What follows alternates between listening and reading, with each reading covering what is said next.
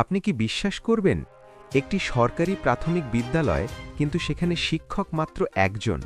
তিনি একাই শিক্ষক, আবার তিনিই দপ্তরি, আবার তিনিই প্রধান শিক্ষক।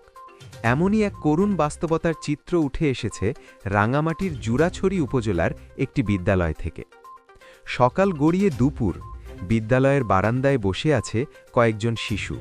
শ্রেণীকক্ষ খোলা, কিন্তু শিক্ষক নেই।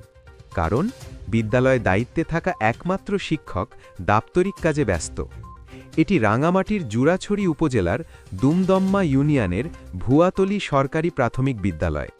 এই বিদ্যালয়ে সরকারিভাবে 4 জন শিক্ষক ও 1 জন দপ্তরি থাকার কথা থাকলেও বাস্তবে আছেন মাত্র 1 জন সহকারী শিক্ষক।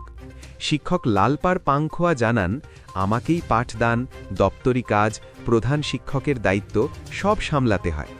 উপজেলা সদরে মিটিং থাকলে স্কুল বন্ধ রাখতে হয়। এদিকে অভিভাবকদের মধ্যেও ক্ষোভ বাড়ছে।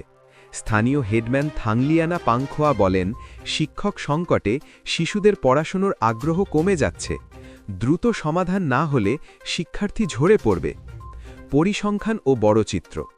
রাঙামাটি জেলায় মোট 707টি সরকারি প্রাথমিক বিদ্যালয় রয়েছে। এর মধ্যে 402টিতে প্রধান শিক্ষক নেই। সহকারী শিক্ষকের শূন্যপদ 589টি। সব মিলিয়ে শূন্যপদ প্রায় 1000।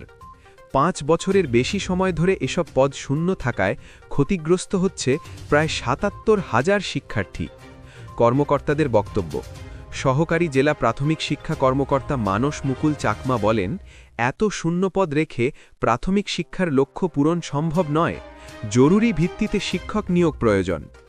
শেষ কথা, পাহাড়ি দুর্গম এলাকায় শিক্ষা ব্যবস্থার এই সংকট শুধু একটি বিদ্যালয়ের নয়, পুরো জেলার।